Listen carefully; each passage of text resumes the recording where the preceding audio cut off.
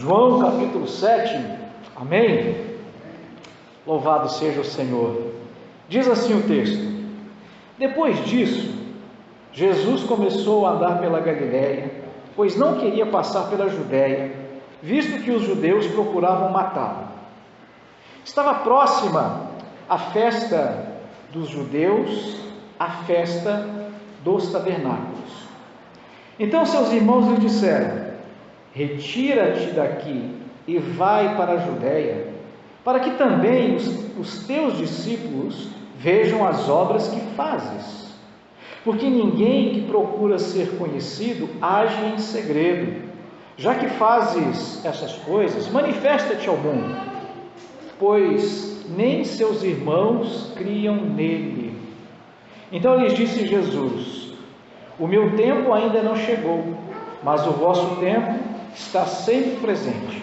O mundo não vos pode odiar, mas odeia a mim, pois dou testemunho de que suas obras são más. Subi à festa. Eu não subirei por enquanto, pois o meu tempo ainda não chegou. E tendo-lhes dito isso ficou na Galiléia. Senhor, nós estamos aqui diante da Tua palavra e te agradecemos, porque o Teu Espírito é quem fala conosco. Tua palavra é viva e eficaz. Senhor, nós precisamos de Ti. Fala conosco, Senhor. Sem Ti não somos nada. A Tua palavra é o nosso alimento diário.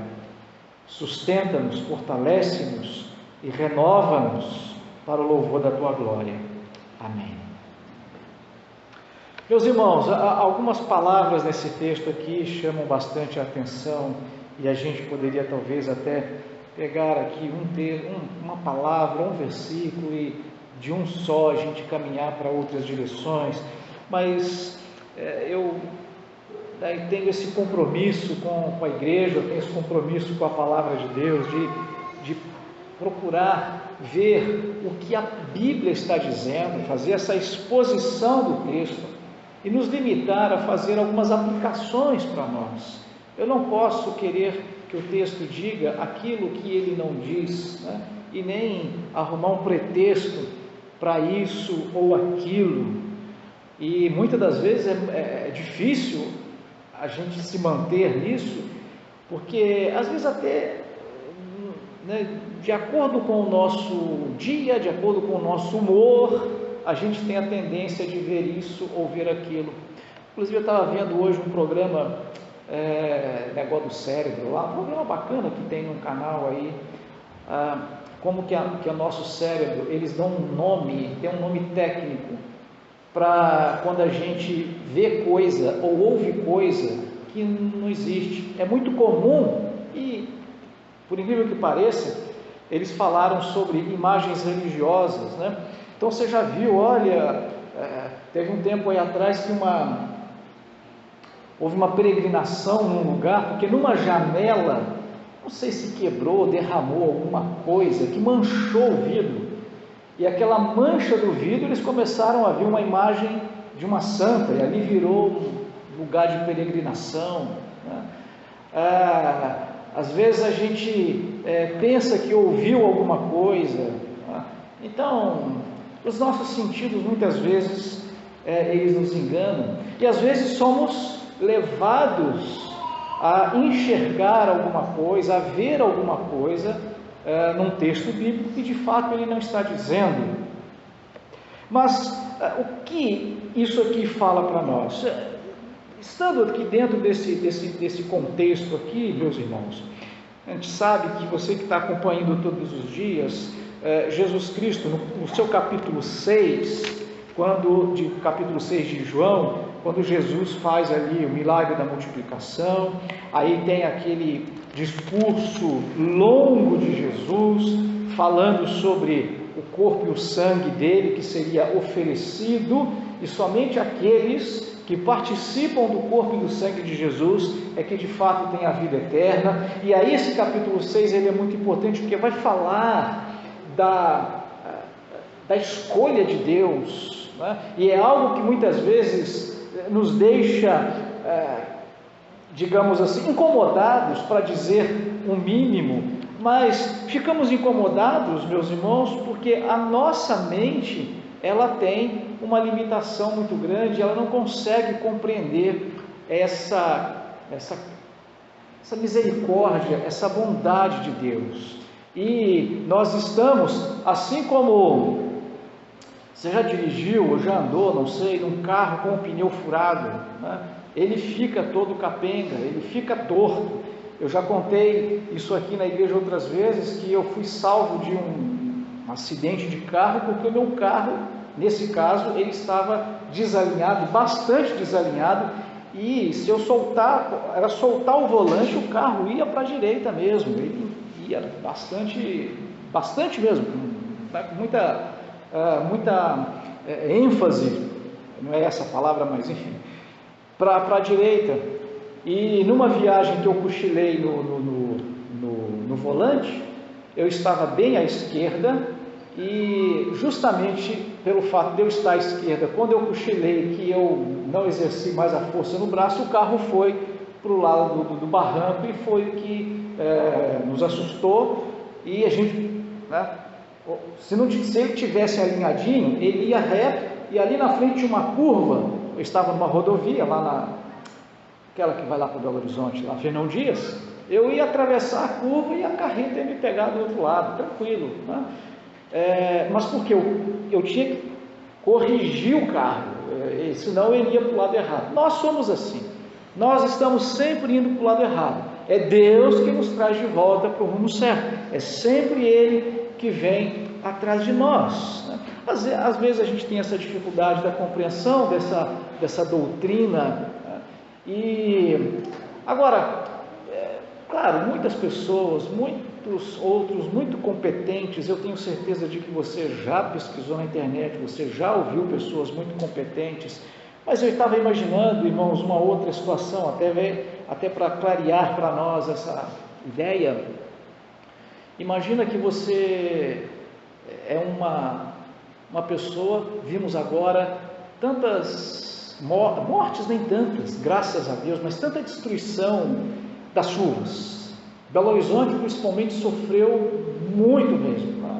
Algumas daquelas ruas ali eu conheço, a Clêmia, o Carone, muito mais do que eu ainda, e eu vi aquelas ruas ali, eu falei, gente, que horror, como é que pode aquilo, a força do rio, e algumas casas assim, só vi o toquinho do telhado lá em cima. Aqui em São Paulo também, né? Também muita chuva. Mas imagina uma situação onde você se foi pego numa enchente dessas.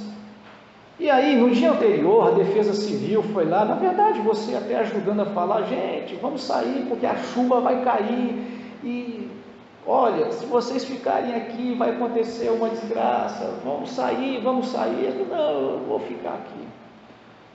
Mas, no dia seguinte, aquela chuva, aquela enchente, umas 15 pessoas, está lá se apoiando lá num pedaço de guarda-roupa, né? A enchente ali, o rio realmente levando, e está ali, umas 15, e por alguma razão você tem um barquinho, e o seu barquinho cabe 4 pessoas, aí você vai lá remando com o barquinho, e tem ali as 15 pessoas, o que você pode fazer? Você pega 4, coloca no barco e vai, se der tempo você volta e pega as outras, né? Mas colocou as 4 no barco e foi, chegou lá no lugar seguro, desembarcou as pessoas, mas aí quando olha, as outras já tinham se afogado. Você acha justo que alguém chegasse e acusasse você, por exemplo, está lá, vou dar nomes aqui, não vou dar número, né? Número de 1 a 15. Aí alguém chega para você, você é mau ou é má, você não pegou o número 12, você trouxe só esses aqui, mas não pegou o número 12. Ora, absolutamente sem sentido. O que a gente vê em evidência é a sua bondade, a sua misericórdia, até porque todo mundo sabia, porque no dia anterior você tinha avisado, você mesmo avisou, gente, vamos sair daqui, porque a meteorologia falou e vai mesmo chover, e a gente vai morrer afogado nisso aqui. Não, a gente vai ficar aqui. Todo mundo, os 15 resolveram ficar. Mas você veio com o seu barquinho no dia seguinte e pegou ali 4 e colocou ali no barco. É lógico que a analogia não é perfeita, né? Porque uma analogia humana não pode definir perfeitamente Deus, né? Então a nossa analogia ela tem que caber dentro da nossa finitude. Então, mas ninguém poderia acusar você de ser injusto. Por que você não salvou? Não, injustiça da sua parte não houve. O que houve foi misericórdia de ter salvado o 2, o 5, o 3 e o 8. Você foi misericórdia, você não precisava ter salvado ninguém. Na verdade, você avisou para todo mundo. Mas, o que a gente pode dizer é que você foi corajoso, foi herói, por ter salvado pelo menos aquelas pessoas. Agora, você rejeitou, você morre afogado, infeliz. Não. Ele morreu porque ele decidiu não sair no dia anterior. Por isso que ele está lá. Assim somos nós, a humanidade. Todos nós estamos mortos dos nossos delitos e pecados. Ao Deus enviar Jesus para salvar alguns, isso não é injustiça. Não existe injustiça da parte de Deus por não salvar todos, por ter salvo alguns. Ele foi misericordioso com alguns, mas ele jamais foi injusto com todos, porque todos escolheram estar lá naquele buraco.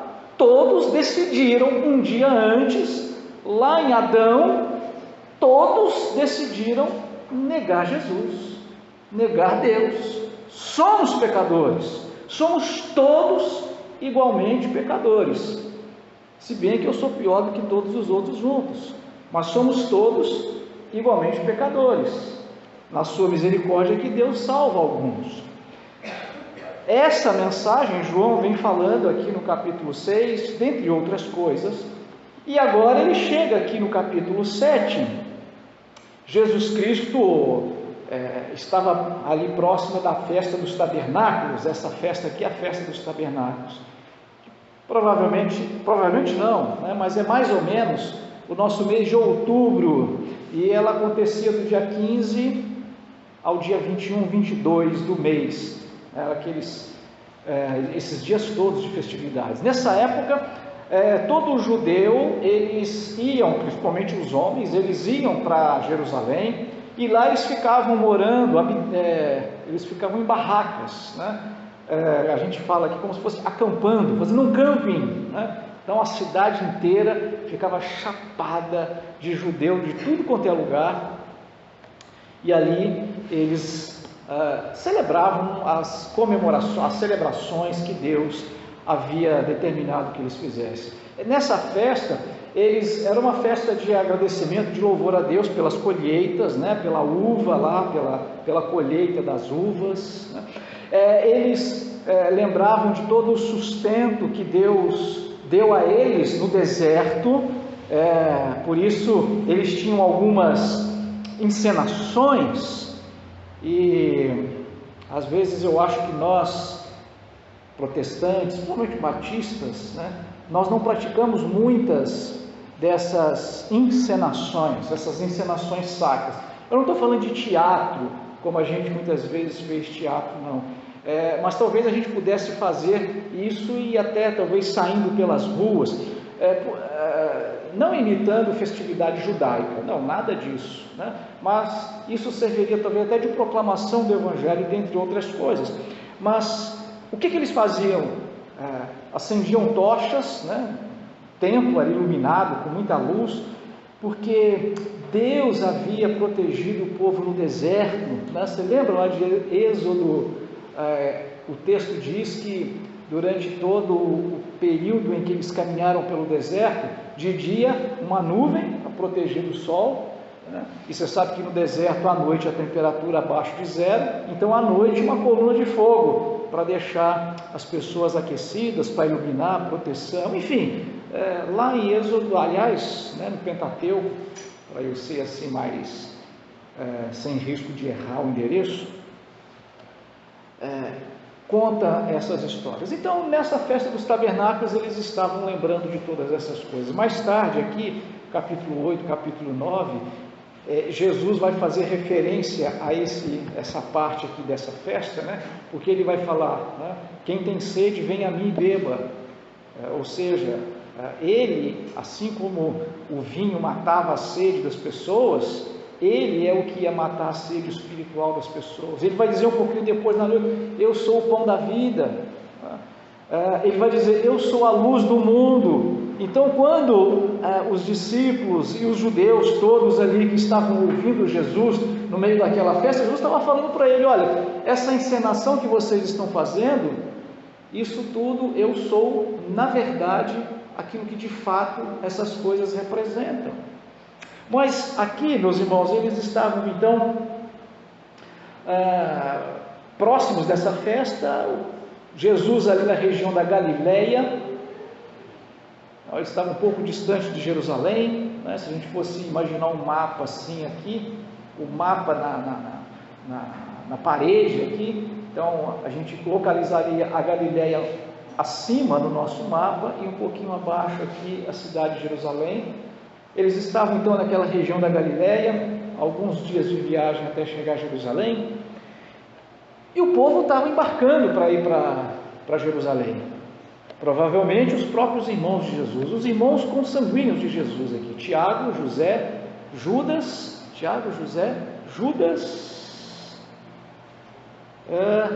o outro agora, qual que é o nome? Serão 4, Tiago, José, Judas, me fugiu agora o nome do quarto. Esses 4 filhos de José e Maria, né, que a gente poderia chamar de meio-irmãos de Jesus, são esses que estão falando com Jesus aqui: olha, vai para lá, você não está querendo se mostrar aí para o mundo? Você veja, meus irmãos, que quando Jesus Cristo nasceu, Lucas registra a história, não foi assim um nascimento secreto. Jesus não viveu escondido, digamos assim, não vou falar para ninguém, né, enfim, agente secreto de Deus, né? Às vezes a gente pode até usar isso como uma estratégia, né? Mas muitos usam talvez como uma vergonha, né? Eu não posso na escola dizer que eu sou crente, né? Vai pegar mal, né? Imagina se as pessoas souberem que eu sou crente, e o comportamento aqui não condiz muito com isso, né? Jesus não tinha nada que esconder, então não precisava mesmo. E o nascimento dele não foi alguma coisa escondida. Você veja que magos vieram do Oriente, Deus anunciou lá longe que Jesus estava nascendo. Pastores que estavam ali próximos do local do nascimento de Jesus viram anjos proclamando, né, hosana nas alturas, e foram até lá ver o menino. Quando ele é levado para ser circuncidado, um homem, Simeão, idoso já, a Bíblia registra, Lucas registra que Deus havia falado para ele de alguma forma, de que ele não morreria sem ver o Messias. E quando ele chega, ele vê Jesus, enfim, o Espírito Santo, não sei, enfim, testificou para ele: olha, é esse daí. E ele pega o menino e ele profetiza sobre a vida dele. Inclusive ele vai dizer para Maria: olha, você vai sofrer muito ainda por causa dele, falando já, né, da cruz que Jesus iria passar por ela de uma maneira profética. Ele mesmo não tinha consciência exatamente do que era, mas o que o Espírito manda ele dizer a Maria é que ela sofreria por causa dele. Uma outra senhora, uma mulher idosa já, de 84 anos, né, viúva há pelo menos 77 anos, ou seja, ela casou jovenzinha, adolescente, naquela época casava, o marido morreu logo e ela permaneceu ali toda a sua juventude. Provavelmente o marido tenha morrido com ela com uns 20, 21 anos, 22 anos no máximo. Então ela entrega toda a sua juventude para servir ali no templo, dedicando o seu celibatário a servir a Deus, e ela é recompensada ao tomar Jesus ali, ainda bebê, e da mesma forma ela proclama que aquele menino era alguém especial, era o Filho de Deus, se bem que não com essas palavras. Então, Jesus não permaneceu assim, num certo anonimato. Com 12 anos, ele discute lá, discute no bom sentido, com os doutores da lei no templo. Você também conhece essa história. Ele está lá conversando e perguntando, né? Na verdade, ele está ali fazendo perguntas, mas aquelas perguntas que são verdadeiras aulas. Ele não estava escondido. Os irmãos de Jesus, eles sabiam. A família de Jesus, os moradores da Galileia, daquela região de onde Jesus veio, eles sabiam. O batismo de Jesus, João testemunhou para todo mundo que ele era o Cordeiro de Deus que ia tirar o pecado do mundo. João dizia que ele era, João Batista, né? João dizia que ele era o precursor do Messias, e ele apontando para Jesus. Então Jesus é o Messias. E no seu primeiro ano de ministério, Jesus realiza ali muitos milagres. Podemos aqui pressupor, se esses irmãos não estavam juntos no casamento, lá em Jesus multiplica, transforma a água em vinho, mas com certeza eles ficaram sabendo. Você acha que Maria chegou em casa e não contou, não falou tudo? É óbvio que sim. Então eles sabiam de tudo. O que chama a atenção é que eles não reconheceram que Jesus era o Messias. Eles não aceitaram isso. Bom, a gente vai saber, principalmente por Judas e Tiago, esses dois irmãos de Jesus, eles entregam na vida, eles, né, são salvos mais tarde. Queremos crer os demais irmãos também, mas até esse momento aqui, não. Quantos anos? 30 anos. Jesus 30, 31, 32, né, por aí. Eles quantos? 25, 27, 29, porque os filhos eram assim, diferença de 1 ano e meio, 1 ano e 8 meses de um para o outro, não era muito distante, né? A gente vê esses homens aqui, já adultos, plenamente conscientes e rejeitando Jesus. Você já parou para pensar, como é que pode? Imagina se Jesus estivesse na nossa casa, como que esses parentes de Jesus não reconheceram que ele era o Senhor? Jesus vai dizer aqui, em resposta a esses irmãos, porque ao que tudo indica não, uma possibilidade da gente interpretar as palavras deles, né? Eles falavam: você não quer ser reconhecido pelo mundo? Ou seja, você não quer 2 milhões de likes lá no seu rede social? Não é isso que você está procurando? Você não quer ser visto? Você não quer ganhar um Oscar? Né? Você não quer ser o presidente, o rei, e vai ficar escondidinho aqui? Vai para lá, porque lá é que o povo está, lá é que você precisa se manifestar. A gente não sabe se eles estavam ironizando aqui, né? Talvez, ou se de fato eles não estavam compreendendo corretamente. Seria o caso deles pensarem o seguinte: não, esse nosso irmão aqui, ele, olha, ele quer derrotar o sistema, ele sente que vai realmente derrubar tudo, e verdadeiramente no poder político, no poder da espada, ele vai libertar Israel. E aí eles estão aconselhando a eles: Jesus, então, sabe aquele seu plano de ser o rei de Israel? O melhor jeito é você ir lá para Jerusalém agora nessa festa, porque vai estar todo mundo lá, as principais autoridades estão lá, você faz um milagre maravilhoso, eles vão ficar espantados com você, vão te coroar rei, e se você marchar, falar: vamos marchar contra Roma, a nação inteira vai com você. Talvez fosse um conselho, digamos assim, sincero, não sei. Texto permite que a gente faça essa e talvez outras possibilidades, mas o fato é que eles não estavam entendendo qual era a verdadeira missão de Jesus. Por isso Jesus diz: meu tempo não é agora. Jesus está dizendo: eu não quero ser celebridade, eu não quero ser reconhecido, eu não quero templo cheio, eu não quero uma mega igreja. Outro dia, meus irmãos, eu estava ouvindo um pastor, na verdade eu já ouvi vários, né?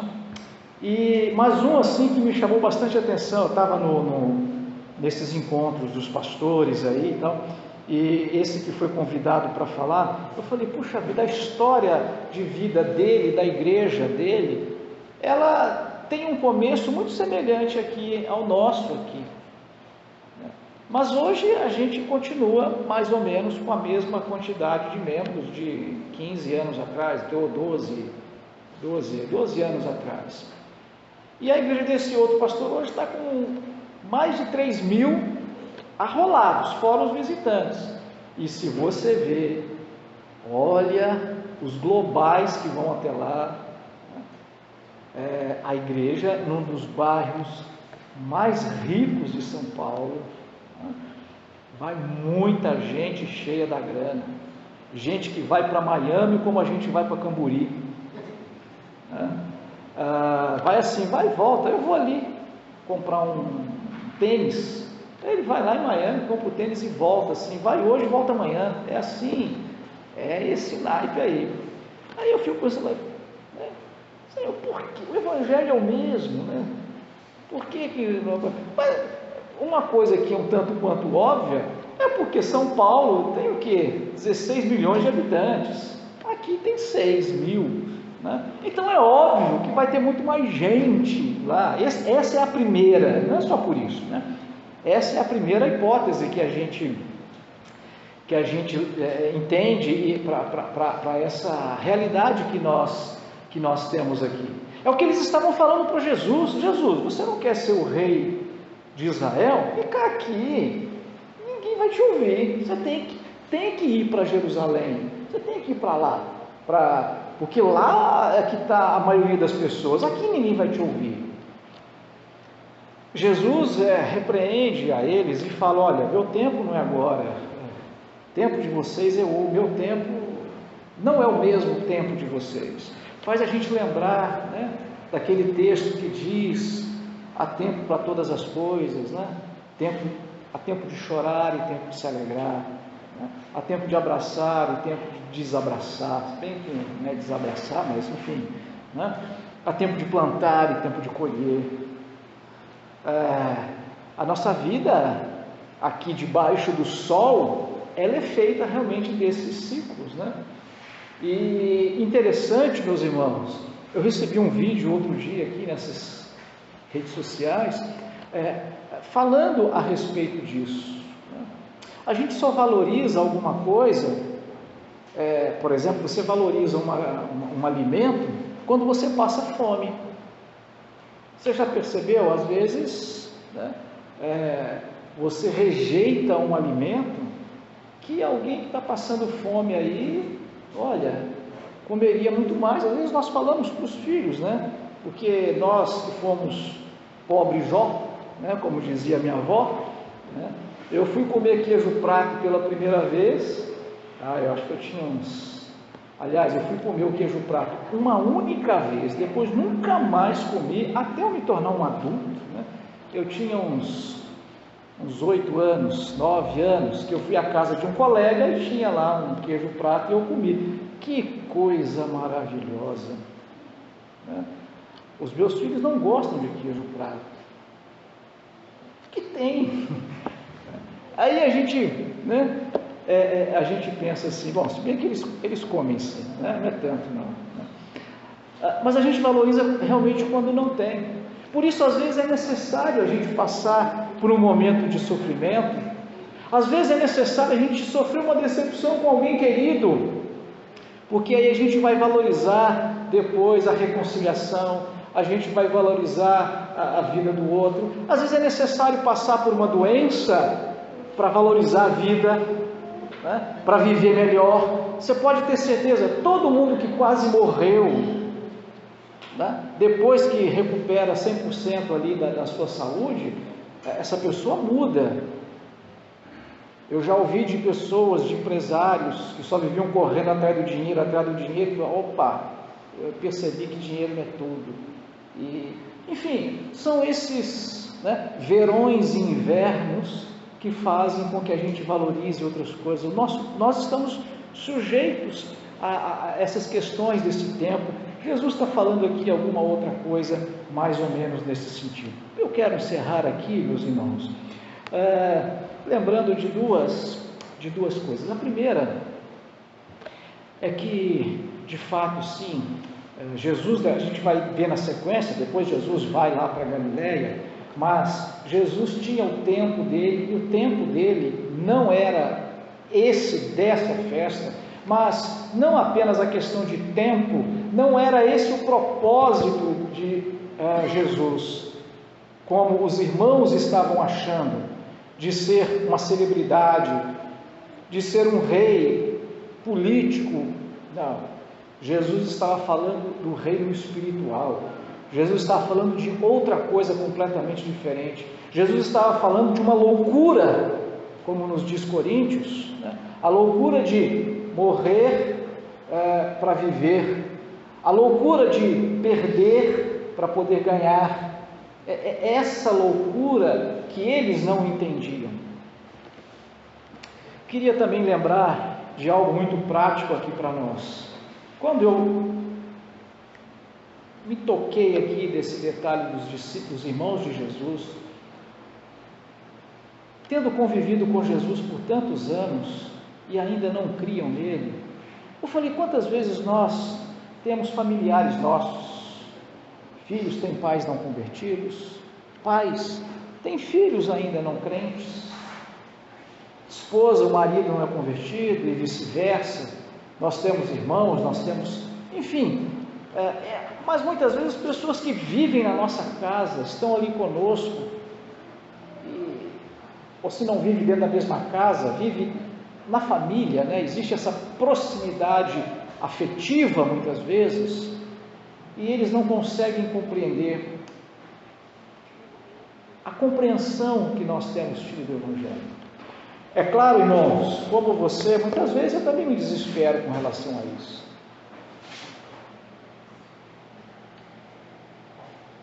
Mas não cabe a nós, por melhor que eu seja, eu não vou conseguir fazer com que o outro se converta por causa da minha habilidade, da minha, vou dizer, da minha santidade.